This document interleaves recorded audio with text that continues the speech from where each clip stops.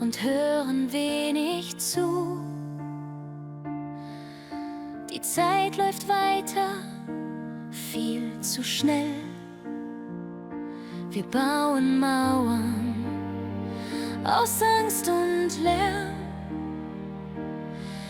und vergessen, was uns zusammenhält. Was bleibt, wenn wir nichts ändern? Wer steht auf, wenn keiner geht? Diese Welt braucht uns nicht morgen, sondern jetzt.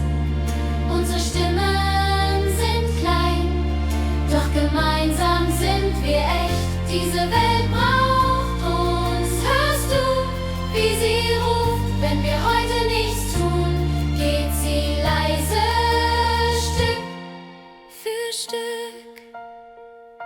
Wir geben weiter, was wir gelernt